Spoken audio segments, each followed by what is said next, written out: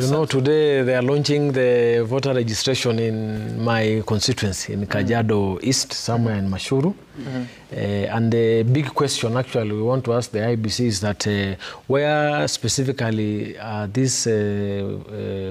where will this voter registration be going on? How is it? Because we had expected them to first do a public participation to inform the people, for example, of specifically Kajiado. What we just heard yesterday is that the IEBC is coming to launch. We don't know what exactly they are going to do. So maybe that's a question I can ask them so that the people can know. I don't even know if you have an answer. Thank you, Sam. It's been a while. Thank you for the opportunity to speak to the nation on this very important issue of the IEBC and specifically the continuous voter registration. Regrettably, you've not introduced me to my brother here and my two young sisters, so I don't want to refer to them as Nani, but I can see this is Honorable Kanchori. Yeah. Fantastic. And this is Asha, Secretary General PLP, People's Liberation Party. Honorable Martha Karua's party. Thank you. And this is Wanjamaina from the Jubilee Party. Aha, the Red Party. Thank you. Yes, the Red Party. Thank you very much. Yeah. What Honorable Kanchori is asking is why we have not done public participation before we go to Kajiado. That is an interesting one, because since we came into office, I think we are now on day number 79 or thereabout, we have been in media space. In fact, one of our first meetings was with the stakeholders, and we have been doing stakeholder engagement throughout. My role as the Commissioner of IEBC is I chair the Voter Education Partnership, Stakeholder Engagement and Communication. And I'm aware that we have made the public aware that the next phase we are going to is a continuous voter registration after we gazetted and also after we gazetted the by-election. So now to Kajiado. On the 8th of August, the Commission gazetted the continuous voter registration. Continuous voter registration is a dictate of the Constitution. Regrettably, while the Commission was away, the Secretariat was unable to continue with continuous voter registration and for other factors which we may not delve into now. And therefore, we have resumed continuous voter registration in accord with the requirements of the Constitution. Why Mashuru? We chose Mashuru just like we would have chosen any other, but we chose Mashuru. This is a pastoralist community, and we thought it would be a good point to go and launch our continuous voter registration. Whether they knew before, yes, we have involved practically every citizen that we can lay our hands on. We have involved the political leadership, both in the opposition and in the government, if that is the right reference to use. We have involved the locals. We have involved the people on the ground. Remember, the IEBC activities are devolved. We have a county election manager in Kajiado, and there are stakeholders with whom IEBC has worked over the years. And so we have made as wide a reach as possible. And we are also doing that through the media, and thank you for this opportunity. So it is not something that has been done, just sprung on the citizens of Kajiado. To a specific question, where will the voter registration be happening? Now, what we are doing today is a launch. It is the ceremony. We are in Mashuru Primary School in Kajiado. But because the schools are in session, there is a ground right next to Mashuru Primary School where we'll be doing the launch. This is an official launch to mark the onset of the continuous voter registration. From today, the exercise will be open in all the constituencies countrywide. All the constituencies. In fact, as we go live today, the same will be happening simultaneously in the various constituencies. Then thereafter... So where is that? At primary schools, at constituency headquarters, at ward level, where? Some. In every constituency, the 290 constituencies, IEBC has an office. It is called a constituency office because it's located at the constituency. So the continuous voter registrations will be happening in the constituencies. Constituency headquarters? Constituency headquarters. All the 290. Okay. You have a question, Asha? Yes, I just want to ask Commissioner, now with this current registration, how do you ensure that we are also following the data protection laws? Because you're picking people's data for the registration of the new voters, as you said, and how, that's the first question. And number two, how now do you ensure the data is accurate? Because there's migration. Some here, my brother can decide, I don't want to be a voter in Nairobi, for example, and I want to move to be a voter in another place. Then, of course, there are people who, since the last election, we've lost them. They're dead. Now, how do you ensure that the data is up to date and there's protection of that data? And the first question, like I asked also on the data protection laws, how do you ensure as a commission that we are also compliant on that? My sister has asked many questions in one.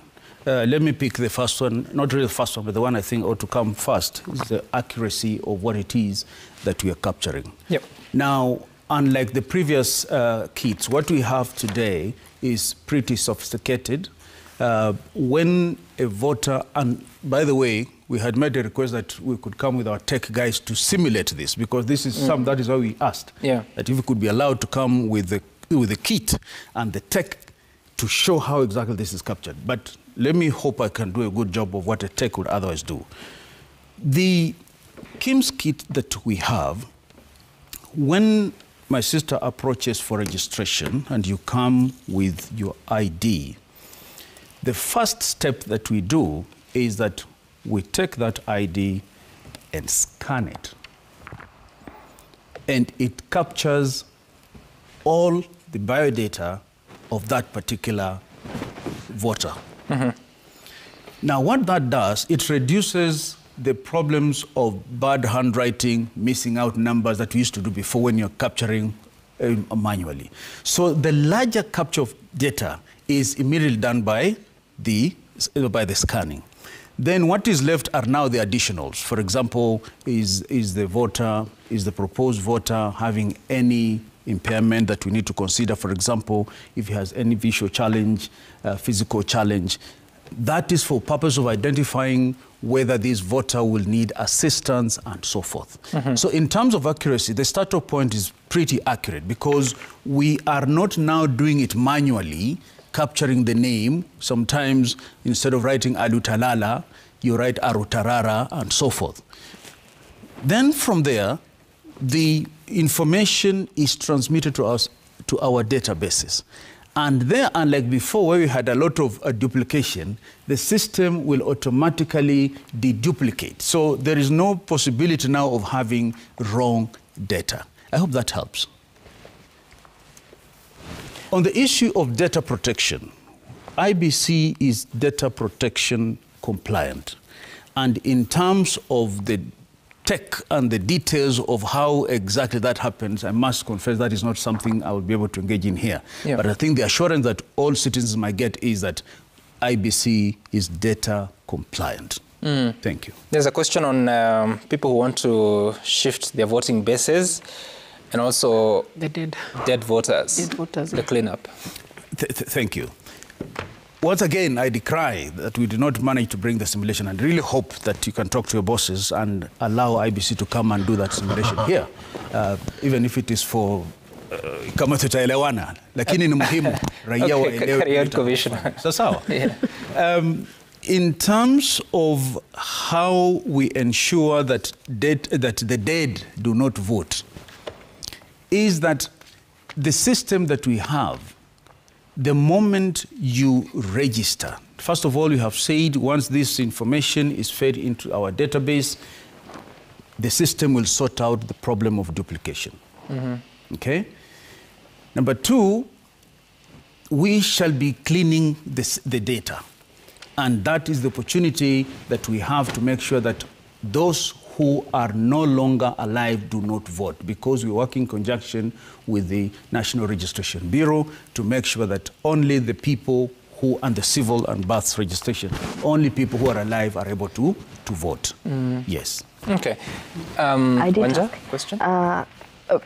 Just piggy on the question of the dead voters voting, which in itself is quite ironical that dead people do vote in Kenya. It's just the issue... Who said dead people do vote? Commissioner, I'll allow her to frame her question, please. Yeah. So it really brings about the issue of trust in terms of the IEBC, in terms of how Kenya perceives elections and the management of election, which really is ridden with mistrust. I wonder how Kenyans, as a Kenyan, my vote will count and it will count in the right way. In any case, since we got the constitution in 2010 and then we had the first elections in 2013, all the presidential elections in Kenya have been contested up to the High Court.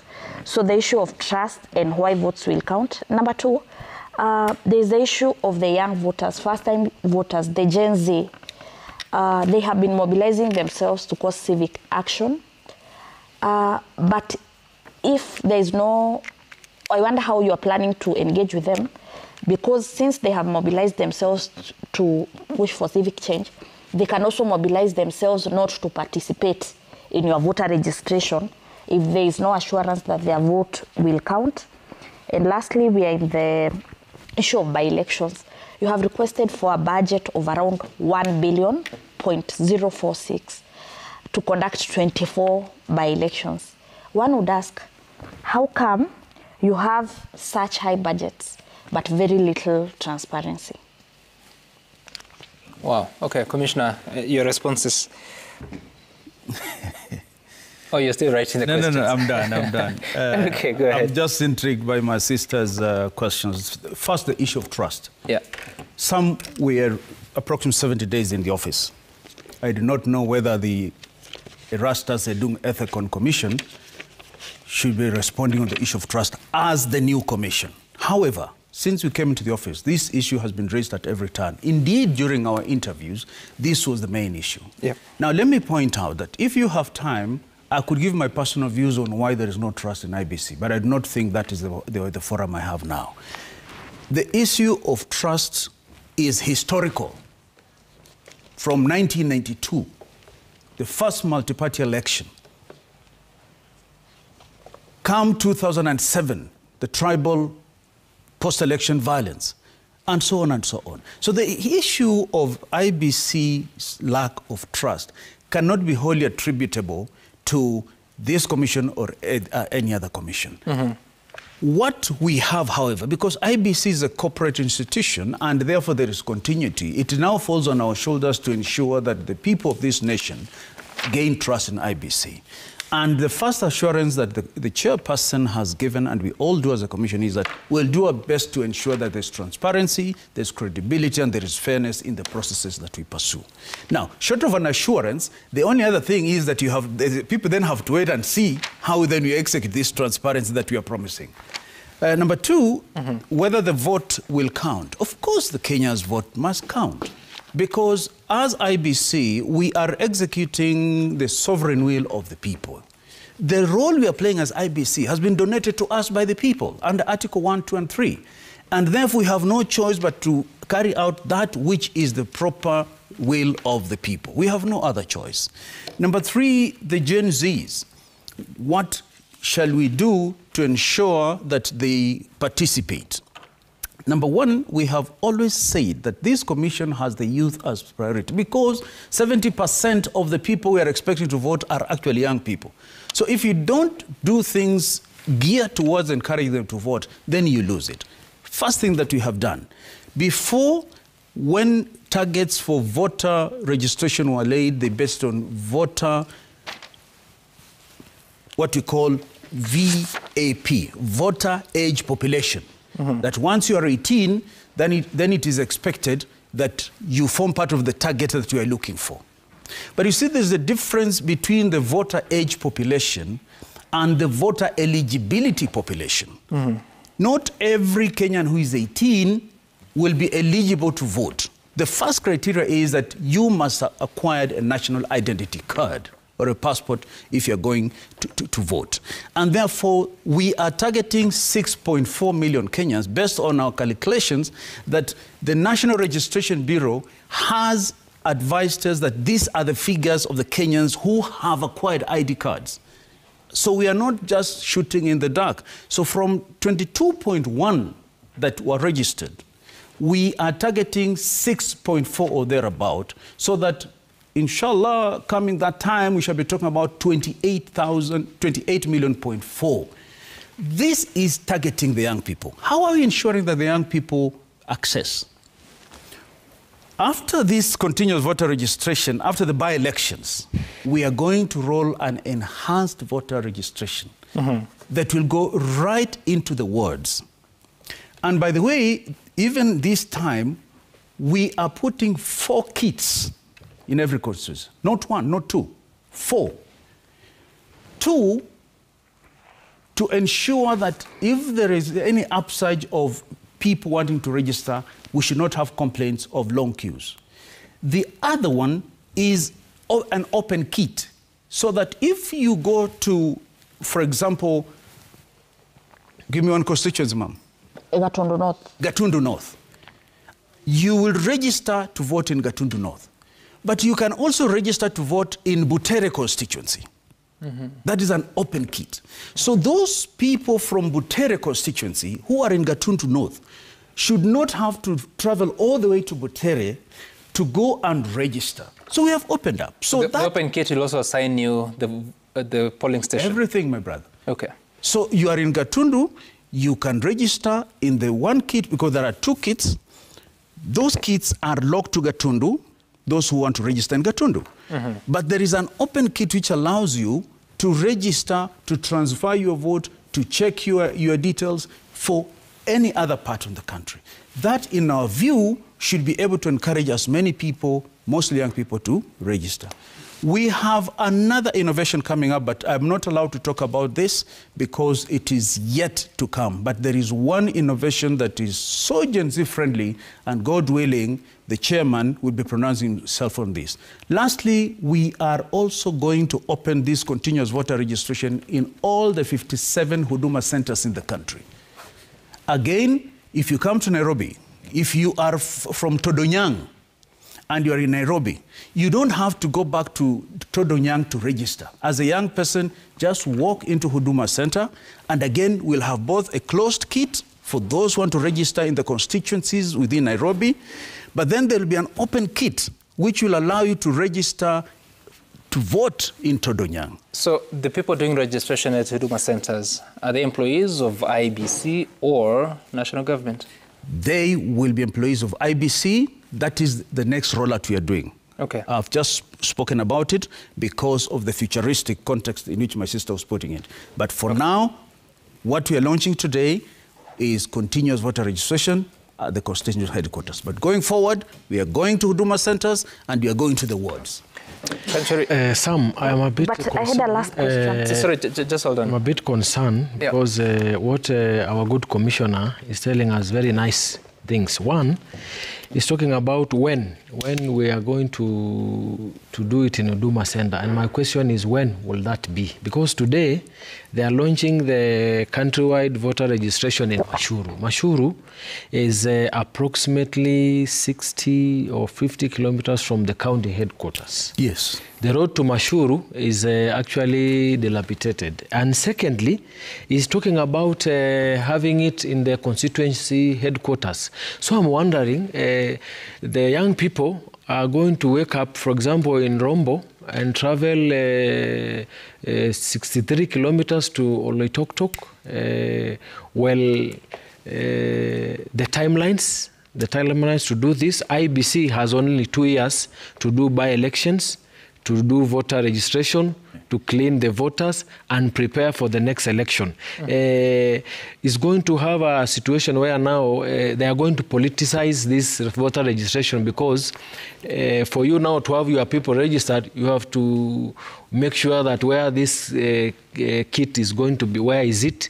How are you going to mobilize your people to be transported far away to a constituency headquarter to be registered? So in essence, you're talking about the access to the service. Yeah, so the the timeline, the conveniency, and here they are talking about billions for this work. So I'm actually concerned that this is just a PR exercise. They are actually biting more than they can chew, because in 2 years, and what they're talking about... continuous voter registration is a requirement of the law, isn't it? But you see now, for these young people, it's a requirement of the law, because we thought maybe they are going to have small centers. When he talks about Which is what he's describing and saying there's continuous voter registration, but there is enhanced continuous voter registration that will come. I don't know if that helps. When? 4 kids, for example, I'm just talking about where I come from in Kajiado. This is now a drought time. When you say you have 4 kids, and you are not even sure, when you say Huduma Center again, it's far away in Kajiado County, headquarter, Commissioner, I think... Okay. Kakangu Sam, Kakangu Ole Kanchori, kwa heshima kubwa, tusiwe wenye kuvuruga pasipo hitajika kuvuruga. Ikiwa barabara ya kuingia Mashuru ni mbaya, wanaoishi huko si wa Kenya nao? Si wana haki ya kufikiwa? I would expect that we'll be celebrating that we are going to the very bad road to reach Maasais and other Kenyans who cannot be reachable. That's not my question. That's not my question. Umesema hivyo, you said the road to Mashuru is very dilapidated. Correct? True. And therefore, you are now saying, how will young people reach Mashuru? We have not said young people have to reach Mashuru. We are saying this is a launch ceremony, it's an official launch to symbolize the onset. The young people can come to Kajiado where there are better roads than Mashuru, and go to a Huduma Center once we launch Huduma Center, which is coming in a few. It's just a matter of time. And then we have also said that, and that's what Sam is telling you, that after this we are launching an enhanced voter registration, which will not only be in the wards, but we are even going to mobilize this clerk to, we lock one ward and they traverse the ward and they move on. Look, let's not be tied to our past bad experiences and stifle a commission that is here to bring a fresh air. Give us a chance. Usumbufu babangu, sote tumeko pande ule na tumeona haya machungu. Lakini tuipe hii tume nafasi, tuikashifu baadaye tukiona iko na makosa. Tuikashifu kwa misingi ya yale yaliyopita. Commissioner, there's a question here. You can help us understand whether this is accurate or not. Yes. Why is the Commission insisting on capturing iris of the new voters? The other already registered voters didn't have their iris captured. Are you capturing iris data? Thank you.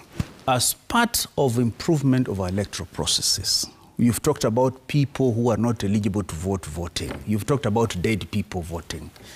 For your information, this is an improvement to ensure the accuracy and credibility of the data of those who will vote. Because, remember, now we are not only going to have this biometric, rather fingerprinting. Yep.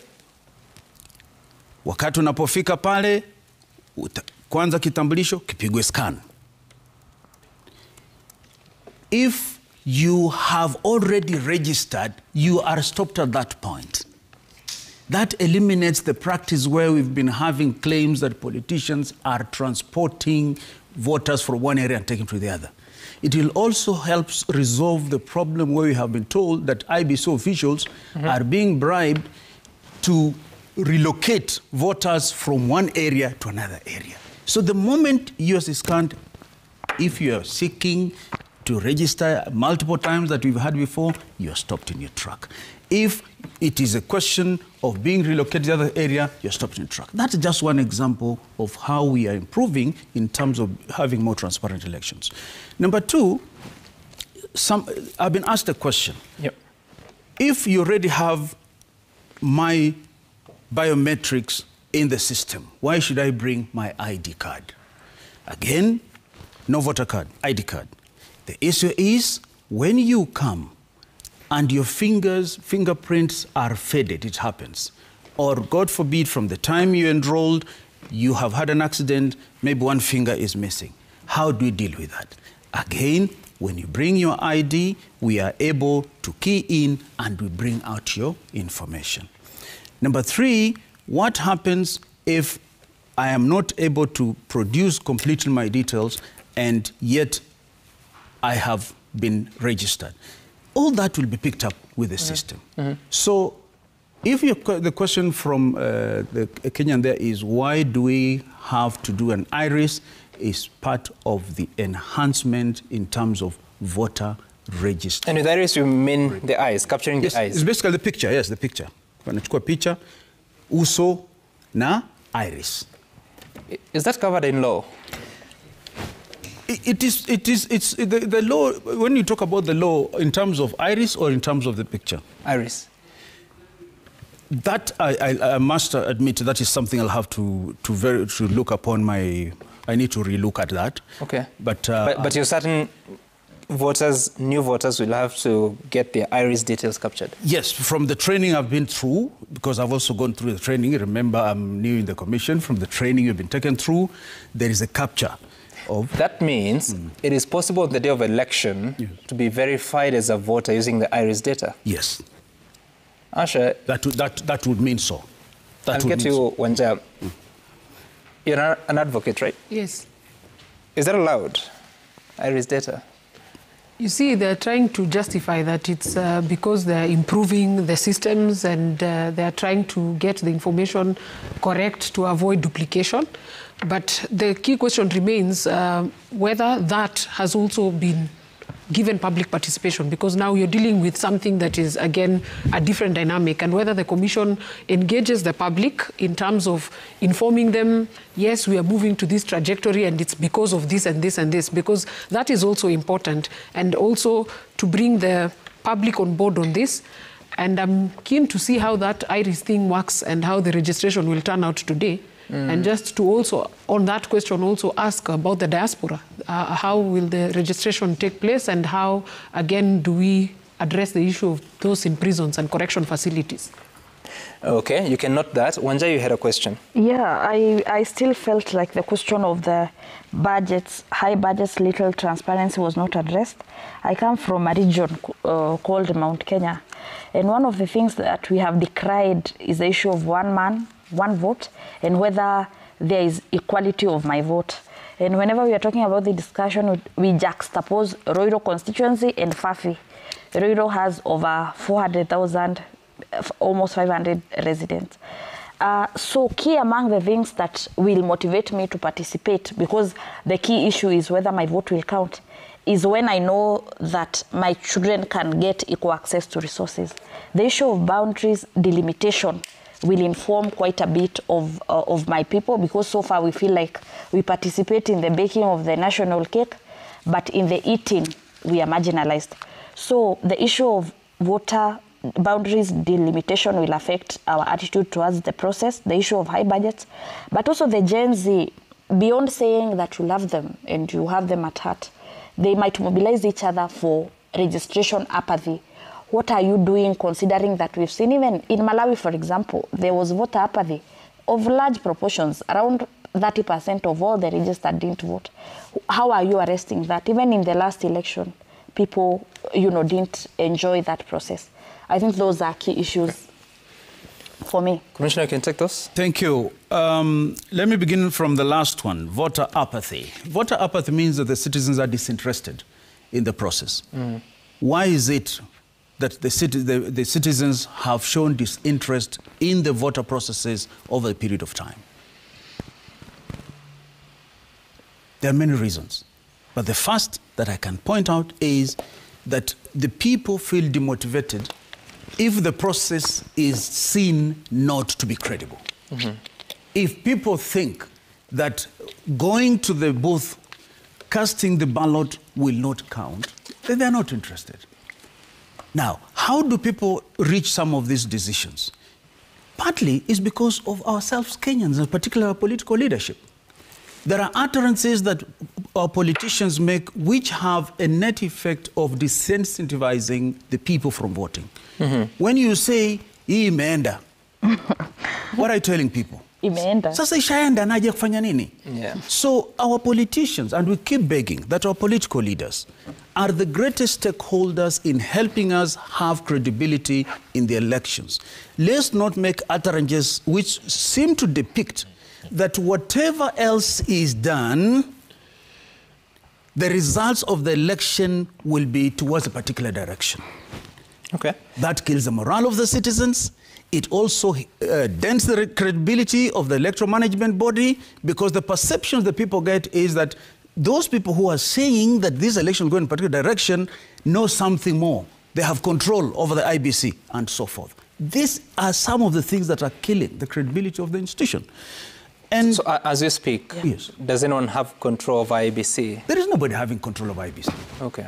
When, you know, when we went to these interviews, the biggest problem we encountered was that we were perceived to belong to A, to B, and to C. And then the question some of us asked is, we have been in this country, we have interacted with people, politicians, professionals, media personalities. Some of you, some have worked in other media houses, but now you're here doing a stellar job.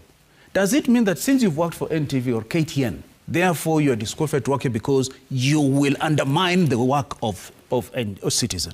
It doesn't matter.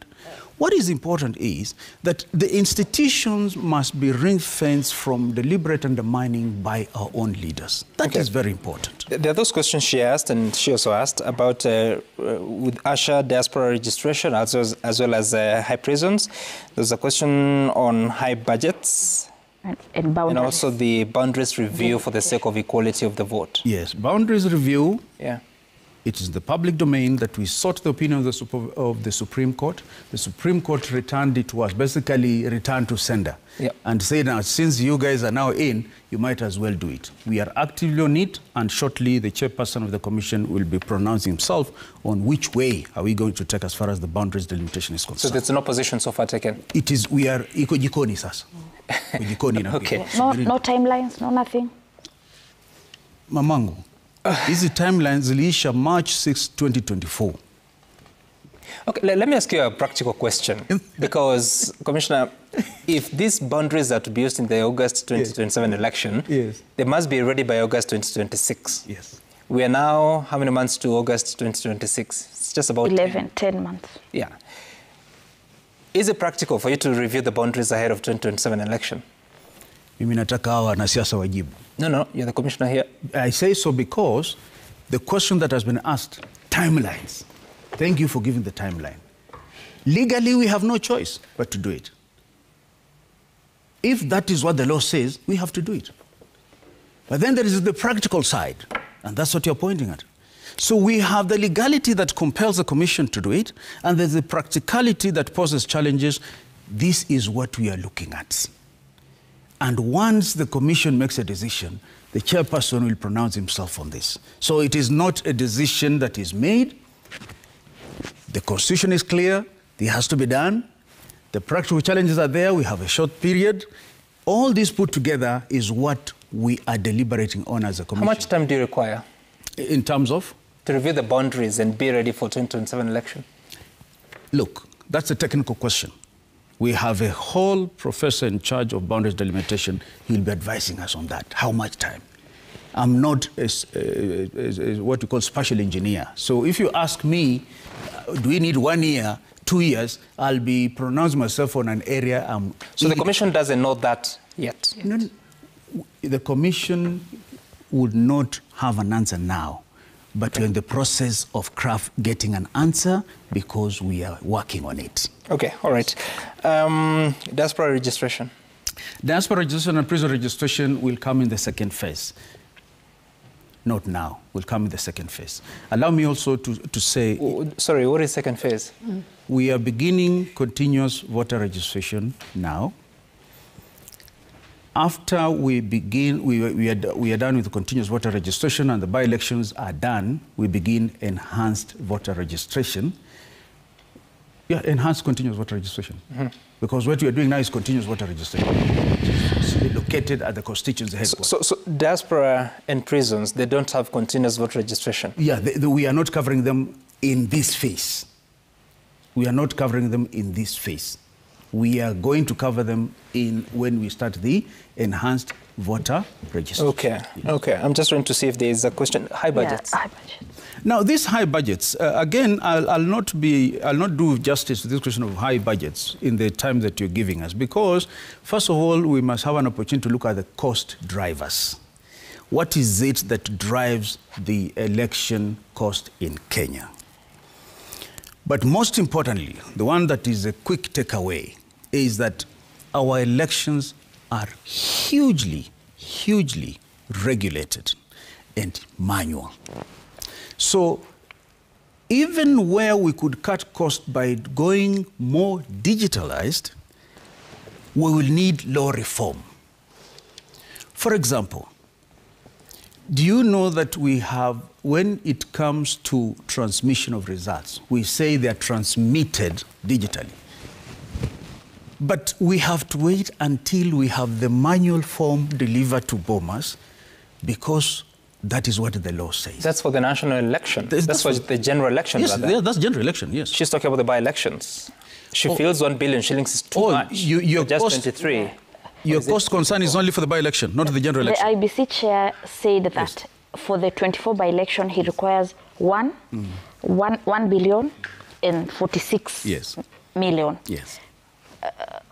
High budgets, little transparency, really. So high budget, little transparency. Yeah. I can answer high budget. What about little transparency? How? I mean, 1 billion to conduct 24 by-elections, yet they are in the nature of your elections, even before, highly litigated, always in court, lack of, all the presidential elections. Basically, I'm juxtaposing how much money you have, but very little is done to enhance the phase. You've seen litigation in all your presidential elections. No, ma'am, we're mixing issues. The abundance of litigation is a whole different thing. We can have a time to discuss about why we are litigating all the time. It means your elections lack transparency. No, I think there's a question there for you to respond to. Yes. 1 billion shillings for 24 by-elections, which are single elections, versus 55 billion shillings for 6 elections across 46,000 polling stations. The cost of elections in this country has a hybrid cost drivers. The first cost driver is that they are manual. The second cost driver is that the issue of conducting an election in this country involves so much regulation that you cannot do anything outside what is regulated, and therefore you cannot minimize the cost of an election. For example, when it comes to the issue of procurement of materials for the election, for example, and that is an area that I would like you to invite our chair in charge of procurement to come and talk about this. You find that sometimes when the funds are allocated, they come at the tail end of the process. The law says the procedure for procurement has to follow certain sequences. Now, when you get funds so late in the day, it means that the market is basically going to determine the prices. So you find that you're going for very high prices in terms of procurement, and yet if you had this thing very much earlier, you would have space to maneuver. Now, just a moment. I say that with a caveat that that is an area that requires you to have our procurement chair here. All right. And the person in charge of procurement, because we are talking about lack of transparency. Let them come here and dissect this, and please have a chance to bring Wanja here and let her ask this question. Mine is a bird's eye view of the situation. Which is fine, Commissioner. I think I take note of what you're saying. We'll need more time and more clarity on some of those concerns. Because it's 5 minutes after 8, we have to stop it at that. But there are some takeaways that we will wait for answers from the Commission. That is on the boundaries review. Will it happen? Will it not? How much time do you exactly require? IRIS data capture, is it covered in law? You may remember there was a controversy here in the country about some foreigners who had come to capture IRIS data of people at the KICC. It didn't go very well. It was actually stopped. Then there's the question on the data that justifies the costing of elections, including the by-elections. I have to thank all of you, Commissioner Alutalala, Asha Bashir from PLP, Dr. Kanchori from DCP, and Wanja Maina from the Jubilee Party. No, you don't have time. I need a second. So a relative has just sent me a message and said that the IEBC commissioner has referred to me as Mamangu, and they note that he should refer to me in a more nice way. No, don't worry about that. Kwa Uswahili ni heshima, hawaelewi. Heshima. Okay. All right, so much feedback has come to us. We'll have a look at it, including what Fred Okango is saying, that the November by-elections will be IEBC's first real test. Trust won't come from promises, but from details. Fair nominations, impartial officials, transparent results, and swift dispute resolution. Do it right and build 2027 credibility. I think I would just want to leave it at that. Up next is Sporty Monday. The team will be here to talk about the action of the weekend. Many things have happened, including champions who have now considered their first match. That is. Bye for now. Bye for now. My name is Sam Gitutu.